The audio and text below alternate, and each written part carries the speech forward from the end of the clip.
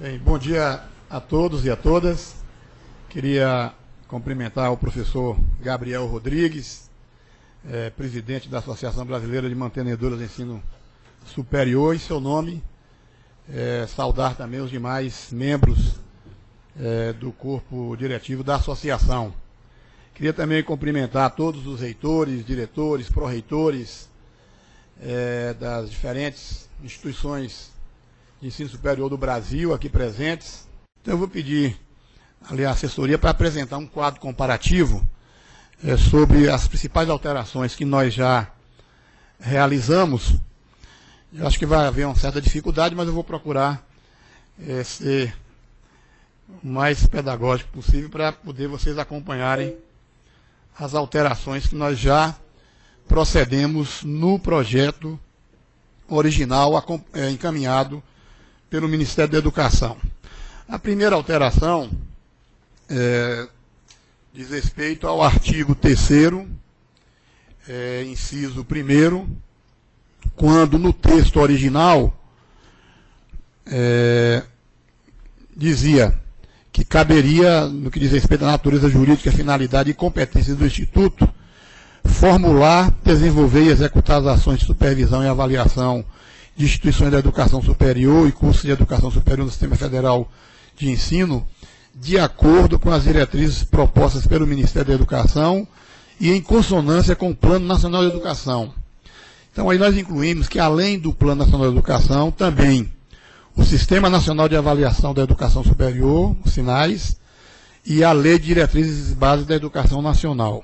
Então, nós estamos ampliando a inclusão também de que o INSAES, ele trabalha em consonância, a formulação, desenvolvimento e execução de ações de supervisão, etc., de avaliação que cabe ao INSAES também seja em consonância, além do Plano Nacional de Educação, dos SINAES e também da Lei de Diretrizes e Bases da Educação Nacional. Ainda no artigo 3º, inciso 12, na apresentação original, dizia o artigo 3º, inciso 12, aprovar previamente aquisições, fusões, cisões, transferências de mantença, unificação de mantidas ou descredenciamento voluntário de instituições de educação superior integrantes do Sistema Federal de Ensino. Então, nós incluímos, aliás, um dos assuntos mais questionado pela associação, eu estive, inclusive, com o Dr. Kovac tratando dessa questão, nós incluímos que isso acontecerá no prazo de 60 dias, contados da apresentação do requerimento, devidamente instruído, ou de sua adequada complementação, assegurados os princípios da celeridade e sigilo, conforme regulamento. Então, a gente define um prazo, que vai permitir a celeridade do processo, de tal forma que, na nossa opinião, flexibiliza, ainda que reconheçamos tratar-se de um dos assuntos mais polêmicos e que ainda é merecedor de aprofundamento. Ainda no artigo 3º, nós incluímos 4 parágrafos. O primeiro deles, no exercício das competências previstas nesse artigo, o INSAES observará, inciso 1º, as diretrizes da Lei 10.861, de 14 de abril de 2004, que cria o Sistema Nacional. Inciso 2, os princípios do devido processo legal e da proporcionalidade. Parágrafo 2º, na hipótese do credenciamento de que trata o inciso 4º do CAPT, eu poderei voltar ao inciso 4º aqui depois, serão exigidas certidões de regularidade fiscal perante as fazendas federal, estadual e municipal e certidões de regularidade perante a Seguridade Social, o Fundo de Garantia de Tempo de Serviço e a Justiça do Trabalho. Isso aqui diz respeito ao seguinte, é porque no projeto original havia uma exigência de apresentação de todas essas certidões a cada processo de recredenciamento, etc. Então, na nossa proposição aqui, seria exigido apenas quando do processo de credenciamento da instituição. Parágrafo 3º. A acreditação de que trata o inciso 5º do caput é facultativa e não é condição para a oferta da educação superior no Sistema Federal de Ensino. Havia também uma dúvida de que a acreditação pudesse ser uma condição, e nós esclarecemos com a inclusão do parágrafo que é facultativa e não é condição para a oferta da educação superior.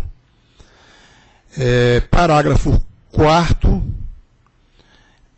do artigo 3º, incluído, a avaliação em loco realizada pelo INSAES em processos de credenciamento e recredenciamento de instituições de educação superior e de autorização, reconhecimento e renovação de reconhecimento de cursos de graduação e sequenciais será realizada por comissão de avaliação integrada necessariamente pelos agentes do que trata o artigo 1º da Lei 11.507 de 2007. Isso aqui é porque no projeto original havia a previsão de participação também de servidores do INSAES nas comissões de avaliação. Então nós estamos retirando e mantendo o que já previa a Lei 11.507, com a participação de consultores ad hoc contratados para a realização das avaliações. Bem, outra alteração que já estamos mais ou menos acordados com o Ministério da Educação diz respeito ao capítulo 2º, que trata da estruturação básica e direção. Mais especialmente no artigo 4º, o projeto original dizia que o INSAES será dirigido por um presidente e até 6 diretores e disporá em sua estrutura regimental de um conselho consultivo, cuja composição e competência serão estabelecidas em regulamento. Na nossa proposição, o INSAES será dirigido por um presidente e até 6 diretores e disporá em sua estrutura regimental de um conselho superior, em vez de consultivo, cujas funções e composição serão disciplinadas em regulamento. E aí nós incluímos um parágrafo único, onde destacamos que o Conselho Superior funcionará como órgão de orientação das atividades do INSAES e será assegurada em sua composição a participação do poder público, do setor regulado, dos docentes e dos estudantes. Então nós ampliamos, nós mudamos a caracterização, mudamos de Conselho Consultivo para Conselho Superior e já definimos na sua composição a participação, além do poder público, do setor regulado, dos docentes e dos estudantes.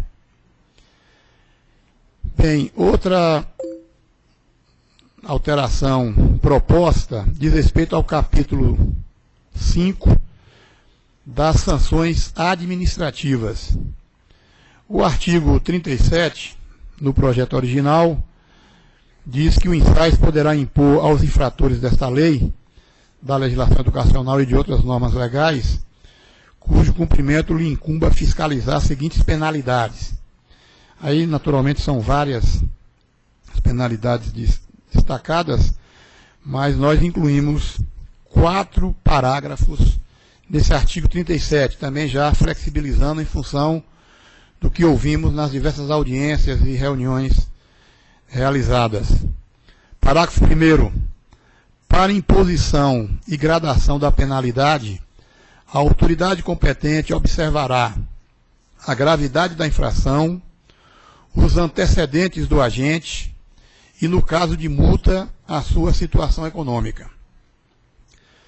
Parágrafo 2º. Da decisão do INSAES, caberá recurso ao Conselho Nacional de Educação em 30 dias. Parágrafo 3º. Os recursos interpostos em face das penalidades previstas nos incisos 6, 7, 8 e 9 poderão ter efeito suspensivo a ser apreciados pelo Conselho Nacional de Educação. E parágrafo 4º. A decisão administrativa final será homologada em portaria do Ministério de Estado da Educação. No capítulo 6, ou sexto, há uma divergência a respeito, as advogadas dizem que é 6, né? Do ponto de vista da leitura legal. Das disposições gerais e transitórias. O artigo 44 da Lei 10.861, de 2004, passa a vigorar com as seguintes alterações.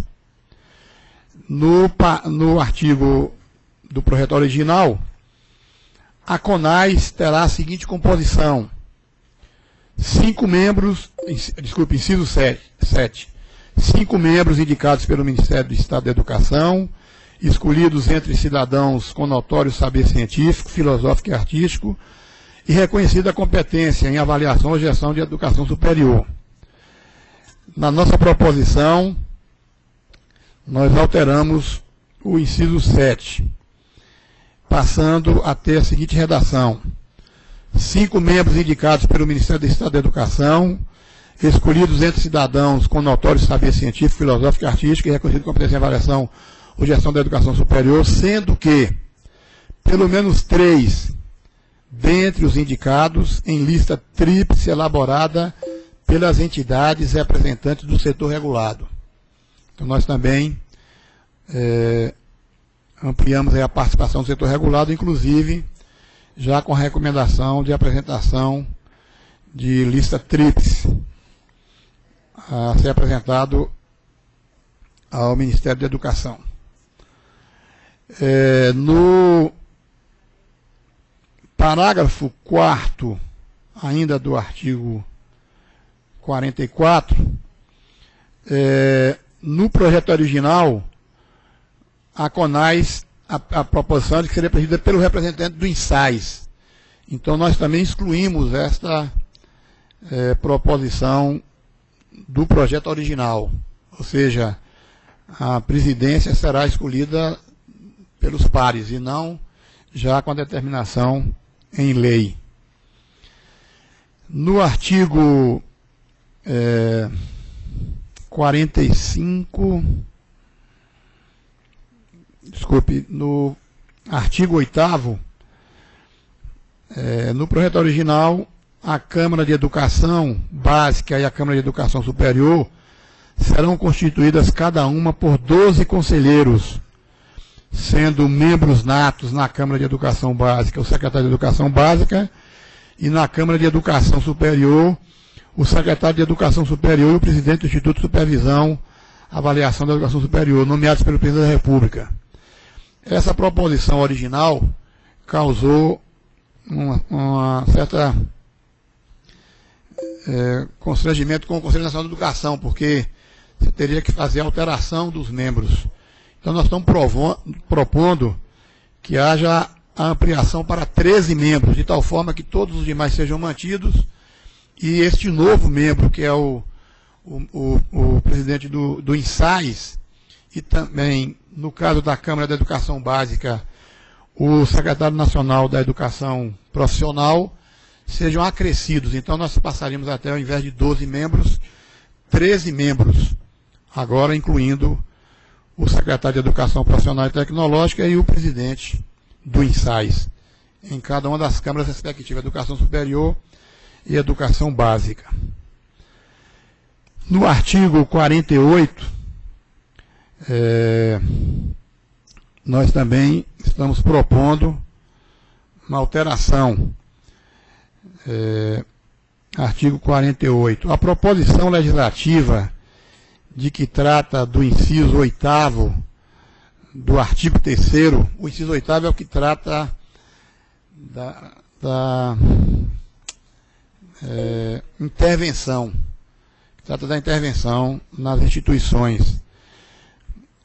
Então, nós estamos propondo aqui que essa proposição será encaminhada pelo Poder Executivo ao Congresso Nacional no prazo de 360 dias, no prazo de um ano. Ou seja, o Poder Executivo encaminhará ao Congresso Nacional um projeto de lei, né, próprio para disciplinar essa questão de intervenção nas instituições prevista no inciso 8º, o inciso 8 do artigo 3º deste projeto de lei.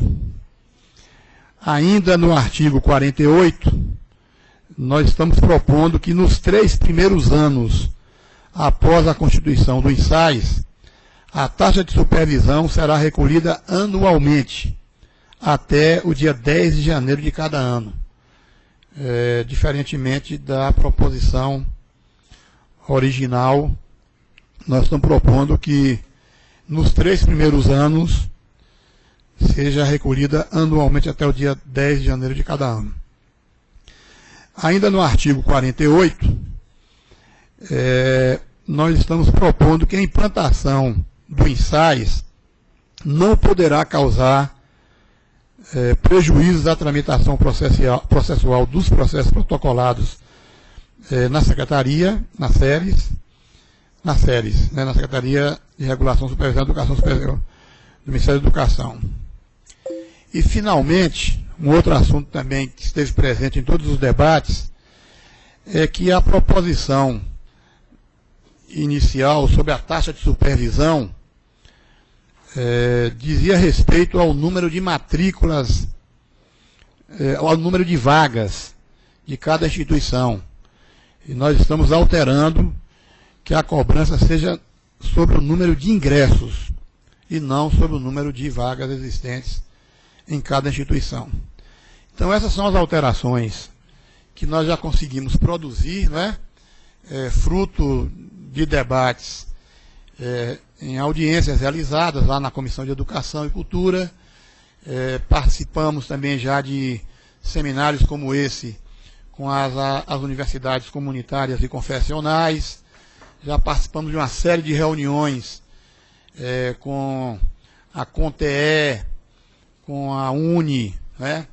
Estamos agora já agendados uma reunião com o Conselho Nacional de Educação.